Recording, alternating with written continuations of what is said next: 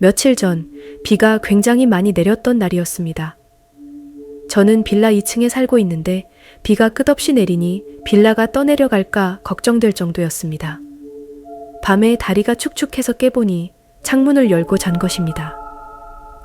빗물이 방충망을 뚫고 들어와 이부자리를 적시고 책 몇 권도 이미 젖었습니다. 선풍기를 옆에 틀어놓고 겨우 잠에 빠지려고 할 때 창밖은 어느새 낮으로 바뀌어 햇살이 쨍쨍했습니다. 그 사이에 비도 전부 그쳤고요. 이상하다고 생각하며 냉장고에서 사이다를 꺼내 마시려고 방에서 나갔더니 거실에서 외내가 쭈그리고 앉아 있었습니다. 뒷모습만 보였는데 어린 시절 모래사장에서 모래집을 만들며 놀던 것처럼 뭔가를 꼼지락거리고 있었습니다. 저는 3층이나 1층 애들이 몰래 들어와 노는 것이라 여겼습니다. 윗집 아이는 이제 막 초등학교에 들어갔는데 수학이나 영어를 공짜로 과외해 줄 정도로 친분이 있었고 아랫집과도 그에 못지않게 잘 알았습니다. 그래서 가끔씩 3층이나 1층 아이들이 벨도 누르지 않고 집에 들어오곤 했습니다. 아무튼 그 아이에게 뭐 하냐고 말을 걸었는데 뒤돌아보지도 않고 계속 쭈그려 있더군요. 가까이 다가가서 확인하려는 찰나 뒤에서 누군가 어깨를 세게 붙잡았습니다. 쏘스라치며 뒤를 돌아보니 웬 아저씨가 눈을 부릅뜨고 고개를 양옆으로 저으며 가까이 가지 말라는 신호를 보냈습니다. 처음 보는 어른이 집안에서 제 어깨를 부서질 정도로 붙잡고 노려보고 있으니 강도가 들어왔나 놀라서 어깨를 빼려 해도 도무지 빠지지 않았습니다. 그러자 아저씨가 한심하다는 듯이 쳐다보았습니다. 니는 10년 좀 떨어져 살았다고 외할아버지 얼굴도 모르냐며 무섭게 뜬 눈을 살짝 풀면서 말하자 그제서야 외할아버지 얼굴과 똑같음을 깨달았습니다. 그러자 외할아버지는 이제 알아보네. 아가, 네 방에 들어가 있어라 라고 하셔 저는 고개를 끄덕이며 방에 들어갔습니다. 돌아가신 외할아버지가 사진 속 젊은 모습 그대로 집에 오신 게 이상하다는 생각이 들지 않고 차라도 대접해야 하나 고민할 때 거실에서 싸우는 소리가 들렸습니다. 명헌, 방해하지 마. 외할아버지의 목소리는 아니었습니다. 거실에 있던 사람이 저와 꼬맹이, 외할아버지를 포함해 3명이었는데 꼬맹이의 목소리라고는 여겨지지 않을 정도로 늙고 가래 낀 목소리로 마치 바람 빠진 풍선처럼 쉭쉭거리는 소리였습니다. 그 말에 외할아버지는 상관 말고 가덩이를 가라고 무척 화가 나신 목소리로 말씀하셨습니다. 싸움이 일어날 것 같아 말려야겠다는 생각에 문을 열었습니다. 그때 외할아버지가 돌아보며 다급히 다시 들어가 있으라고 소리치셨습니다. 호통이 청천벽력처럼 우렁차서 잔뜩 쫄아 얼빠진 채로 고개를 끄덕이고 방문을 닫았는데 다시 쉰 목소리가 들립니다. 이미 늦었대이. 말이 끝나자마자 롤러코스터를 타고 꼭대기에서 수직으로 낙하하는 것처럼 떨어지는 느낌과 함께 방 안이 갑자기 어두워져 놀랐습니다. 절벽에서 떨어지는 꿈을 꿀 때와 같다고 해야 할까요? 갑자기 무서워져서 방문을 열려고 했지만 열리지 않았습니다. 외할아버지를 목청이 떨어지도록 소리쳤는데 아무런 대답이 없었습니다. 쿵 소리가 방 전체에 메아리치듯 울려 퍼지며 다시 절벽에서 떨어지는 느낌과 함께 방 안은 더 어두워졌습니다. 아가, 이걸 붙잡아라. 창문에서 외할아버지의 말이 들려 뒤돌아보니 납작 엎드린 채로 방 안을 들여다보고 계셨습니다.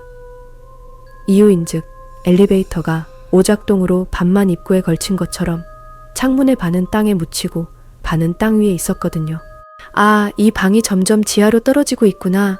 그래서 할아버지께서 납작 엎드린 채 보고 계시는구나. 라는 생각이 문득 들었습니다.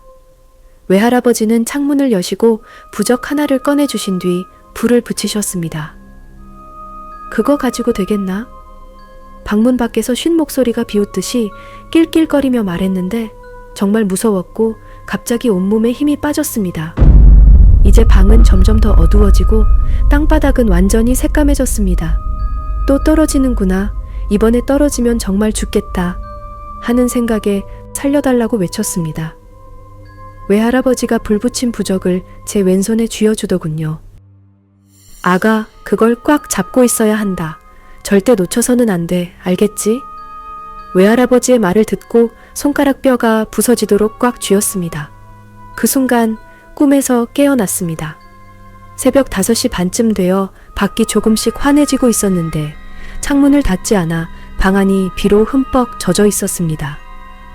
어안이 벙벙했지만 비가 여전히 내리고 있어 일단 창문을 닫으려 하는데 왼손이 아팠습니다.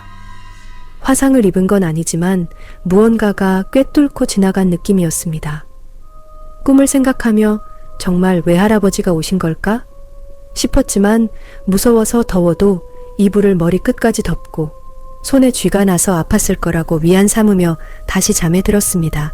얼마 뒤 우연히 앨범을 보던 중 앨범의 마지막 페이지에 무언가 끼워져 있는 것을 발견했습니다. 꺼내보니 호적이 들어 있었습니다. 호기심에 펼쳐보니 아버지 쪽 친가의 친척 이름들이 기록되어 있었습니다. 어머니 쪽으로도 적혀져 있는 게 있어서 봤더니 깜짝 놀랐습니다. 한 번도 들어보지 못했던 외할아버지의 조남이 꿈속에서 싸울 때 들었던 외할아버지의 조남과 일치했습니다. 곰곰이 생각해 보아도 외가에서 어렸을 적 외할아버지의 조남을 들은 게 꿈에서 기억이 난 걸지, 아니면 꿈속에서 외할아버지와 싸운 사람이 말한 게 정말로 처음이었는지는 아직도 모르겠습니다. 그 꿈 이후로 나는 외할아버지에 대해 더 알고 싶어졌습니다. 어머니께 조심스럽게 물어보았지만 외할아버지에 대한 이야기는 금기였습니다. 어머니는 눈물을 보이며 그 주제를 피했고 친척들 역시 외할아버지 이야기가 나오면 표정이 굳어졌습니다. 어느 날 나는 이모에게 물어보기로 결심했습니다. 이모는 항상 나를 아껴주셨고 어머니보다는 조금 더 여유롭게 이야기를 나눌 수 있었습니다. 차 한 잔을 하며 조심스럽게 꿈 이야기를 꺼냈고 이모는 놀란 표정을 지으셨습니다. 그 꿈에서 들은 이름이 정말 명언이었니? 이모는 약간 떨리는 목소리로 물으셨습니다. 나는 고개를 끄덕였습니다. 이모는 깊은 한숨을 쉬며 말을 이어갔습니다. 내 외할아버지는 정말 훌륭한 분이셨단다.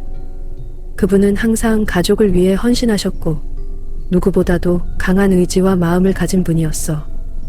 하지만 돌아가시기 전부터 이상한 일이 많이 일어났어. 가족들에게도 설명할 수 없는 일들이 계속되었지. 그래서 우리가 그분에 대해 말하는 것을 피했던 거야. 아직도 그분의 죽음에는 많은 미스터리가 있어. 이모의 말은 내게 충격적이었습니다. 외할아버지의 죽음이 단순한 사고나 병이 아니었다는 생각에 마음이 무거워졌습니다. 이모는 계속해서 이야기하셨습니다. 내 외할아버지가 돌아가시고 나서 그분의 영혼이 우리를 지켜주고 있다는 생각을 했었어. 너의 꿈에서 나타난 것도 아마 너를 지키기 위해서였을 거야. 그분의 이름을 꿈에서 들었다는 것은 그냥 우연이 아니야. 네가 계속 조심하고 그분의 뜻을 따라 살아가길 바라는 마음이었을 거야. 이모의 말을 들으며 나는 외할아버지의 존재를 더 가깝게 느꼈습니다. 그리고 그 꿈이 단순한 악몽이 아니라 나를 보호하고 경고하는 메시지일지도 모른다는 생각이 들었습니다. 그 후로 나는 외할아버지의 사진을 꺼내어 방 한켠에 모셔두기로 했습니다. 그리고 가끔씩 그 사진을 보며 외할아버지를 생각했습니다. 그분이 나를 지켜보고 있다는 생각에 마음이 든든해졌습니다. 그리고 그분의 희생과 사랑을 더 잘 알게 되었습니다. 다른 누군가가 이 이야기를 들으면 못 믿겠지만 저는 확신합니다.